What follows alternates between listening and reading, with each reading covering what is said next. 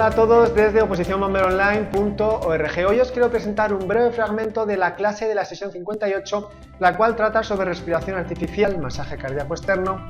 Empezaremos a ver nociones sobre el Consejo Europeo de Resucitación, las últimas recomendaciones del 2015, pero antes de ver las recomendaciones del 2015 haremos una introducción a qué es el Consejo Europeo de Resucitación. Y luego veremos las recomendaciones del 2015 referente a la secuencia y RCP en adultos cuando nos encontramos una víctima en parada cardiorrespiratoria. Vale, dentro del apartado de la respiración artificial vamos a ver los siguientes asuntos. ¿Qué es eso de la respiración artificial? Y vamos a ver las diferentes técnicas de ventilación de rescate sin aparatos, es decir, de forma manual. También veremos la respiración artificial con aparatos o dispositivos, veremos cuáles y cómo se utilizan cada uno de ellos. Dentro de las técnicas manuales de respiración artificial veremos el boca a boca, el boca-nariz, veremos el boca-nariz, veremos boca-estoma, veremos el método de Sylvester y veremos el método de Holger-Nielsen. Una vez que hayamos visto los métodos manuales, vamos a ver qué dispositivos o aparatos nos pueden ayudar a realizar que esta respiración artificial sea más efectiva. Tenemos la cánula de Guedel, también llamada cánula orofaringea, o mejor dicho, la cánula orofaringea, también llamada cánula de Guedel o tubo de Mayo, en el cual veremos cuál es su función, en qué consiste su función, en qué nos va a mejorar ese rendimiento. Vemos cómo se mide para utilizar, tenemos diferentes tamaños y vamos a ver cómo vamos a medirlo, y vamos a ver también cómo se coloca, entre otras cosas. Veremos también la cánula nasofaringea, veremos también cánulas endotraqueales, tanto nasales como orales, veremos las cánulas de traqueostomía. Veremos la diferencia entre traqueotomía y traqueostomía, ¿vale? Vamos a diferenciar conceptos. Vamos a ver el ambú o el pulmotor en detalle, veremos cuál es su función, cuáles son sus partes, cómo realizamos un aporte extra de oxígeno, explicaremos, aunque va a estar relacionado con esto último que hemos dicho, en qué consiste, qué es el reservorio y para qué se utiliza dentro del ambú o pulmotor, y veremos cómo se usa, cómo se apoya la máscara, etc. También hablaremos sobre el laringoscopio, qué es, para qué se utiliza, y sobre las sondas de aspiración. Una vez que hayamos acabado con este apartado, veríamos el masaje cardíaco externo. En este apartado veremos los siguientes asuntos: cuál es el objetivo de realizar un masaje cardíaco externo, y luego veremos cómo se realiza este en niños y adultos mayores, niños con una compresión más similar a la de un adulto. Luego también veríamos cómo se realiza el masaje cardíaco externo en niños, y luego en lactantes, es diferente, al igual que en embarazadas. En embarazadas tenemos que liberar o no oprimir unas arterias o venas que en una posición de cúbito supino el feto digamos que aplasta o comprime esas arterias o venas, y en esta clase explicamos con detalle cómo se libera esa circulación para poder hacer que el masaje cardíaco externo sea efectivo. Todo eso lo explicamos con detalle en la clase, ¿vale? También vamos a matizar qué pasa con las personas obesas, la eficiencia del masaje cardíaco externo, y sobre las personas de edad avanzada, qué consideraciones hay que tener en cuenta. Una vez que hayamos visto el asunto de masaje cardíaco externo, entraríamos de lleno ya en lo que es el Consejo Europeo de Resucitación, y veremos más adelante las recomendaciones del 2015. Pero antes de entrar en las recomendaciones del 2015, vamos a ver una introducción a qué es esto del Consejo Europeo de Resucitación. Veremos qué es el Comité Internacional de Unificación en Resucitación, que veremos que va a agrupar a diferentes comités o asociaciones en las cuales estamos nosotros, o está Europa, que tiene su Consejo Europeo de Resucitación. Explicaremos cada una de ellas y haremos una breve mención de las recomendaciones que ha establecido el Consejo Europeo de Resucitación a lo largo del tiempo, estableciendo cuál fue la primera, etc. Vale, veremos también la cadena de supervivencia. Ya nos meteremos de lleno en las recomendaciones del 2015, pero veremos aspectos muy generales como la cadena de supervivencia, que son los pasos que hay que seguir en los primeros auxilios de una forma muy simple, también no está matizada, pero bueno, para tener una idea de cuáles son los procesos que hay que seguir en los primeros auxilios, ¿vale? Por lo tanto, ya empezamos a hablar de las recomendaciones del 2015 del Consejo Europeo de Resucitación, y en este caso hablaremos de la cadena de supervivencia. También hablaremos de las nuevas funciones que establece las recomendaciones 2015 para el operador telefónico.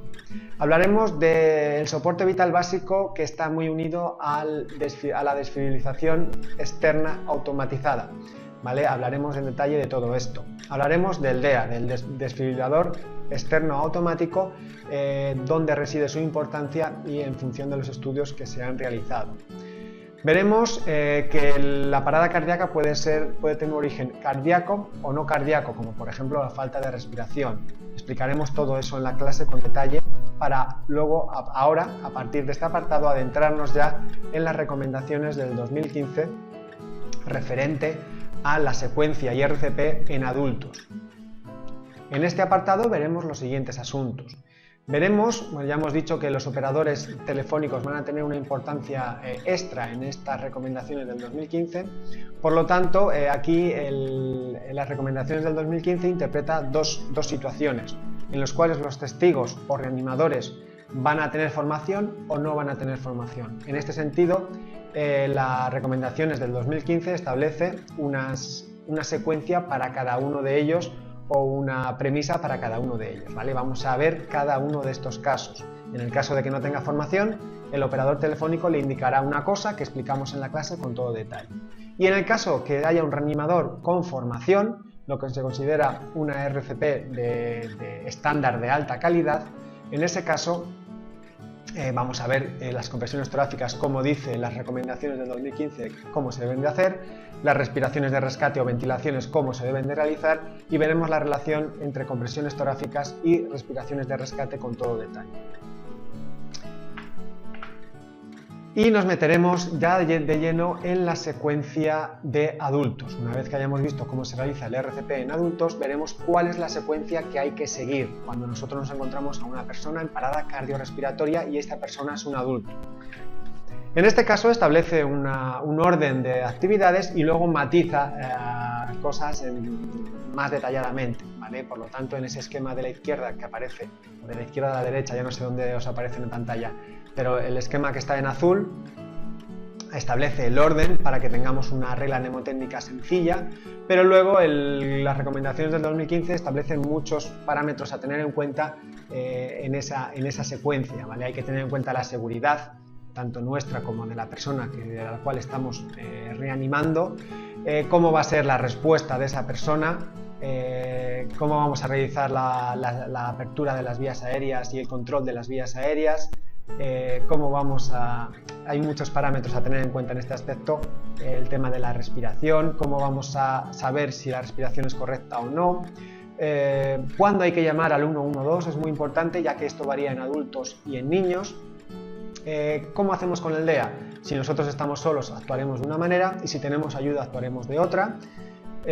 Cómo se inician o cuándo se inician, en este caso compresiones torácicas, veremos que esto varía en adultos y en niños.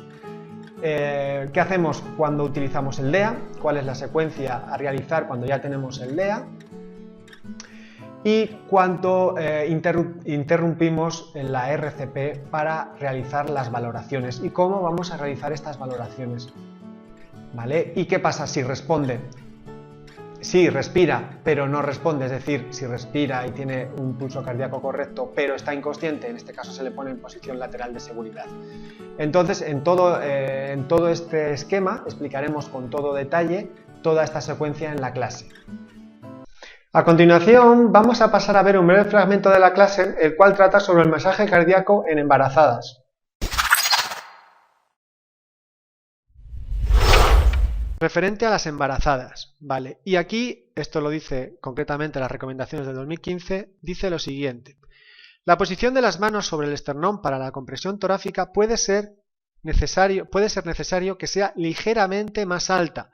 Hablábamos que nosotros, si fuera una persona no embarazada, haríamos en la mitad inferior del esternón. En este caso, realizaremos una zona más alta, ¿vale? Para que sea más eficiente y también no dañar el feto y para que sea más eficiente la compresión, en este caso, en personas embarazadas, sobre todo de embarazo avanzado. Contra más avanzado esté, más recomendable es realizar este tipo de compresión en esta zona, ¿vale? Y esto lo dice en las recomendaciones del 2015. Luego también se habla sobre desplazar el feto hacia la izquierda. Cuando decimos izquierda, hablamos de la izquierda del paciente o de la víctima, ¿vale? Nos situamos en la derecha y desplazamos hacia la izquierda. Vamos a explicar por qué. Vale, esto es porque las venas cavas y la aorta pasan por debajo del feto, y si nosotros tenemos a la persona de cúbito supino, ¿vale? Aquí estaría mirando hacia arriba, pues el feto comprimiría estas venas y las arterias que estamos que estamos mostrando en la imagen. Si nosotros desplazamos desde la derecha hacia la izquierda, es decir, desplazamos el feto hacia la izquierda, estaremos liberando estas venas y arterias y esta arteria, y por lo tanto pues estamos haciendo que el masaje cardíaco que nosotros hacemos, que no tiene otra finalidad que mover la sangre, se mueva mejor si no hay ninguna arteria ni vena comprimida, ¿vale? En este caso, desplazando el feto hacia la izquierda, conseguimos liberar esas venas y esa arteria, y de esa manera que el masaje cardíaco sea más eficiente. Con esto es lógico que para realizar un masaje cardíaco, solo masaje cardíaco, no estoy hablando todavía de ventilaciones, necesitaríamos 2 personas para hacerlo bien. Cuando el embarazo es avanzado, cuando hay ya el feto es grande y comprime esas venas y esas arterias que hemos dicho, una persona, un rescatador formado, realizaría compresiones torácicas, como ya hemos dicho, un poco superiores que en el caso anterior, y otro rescatador desplazaría el feto hacia la izquierda, se pondría a la derecha de la víctima y desplazaría el feto hacia la izquierda de la víctima. De esta manera quedarían libres las venas y las arterias. Por lo tanto, para hacer el masaje cardíaco de forma efectiva necesitamos 2 personas, y necesitaríamos otro para realizar las respiraciones o las ventilaciones de rescate. Necesitaríamos otro rescatador formado si queremos hacerlo correctamente, ¿vale? En una embarazada actuaríamos el masaje cardíaco externo, lo realizaríamos de esta manera, teniendo en cuenta este aspecto de descomprimir las venas cavas y la aorta que pasan por debajo en posición de cúbito supino del feto.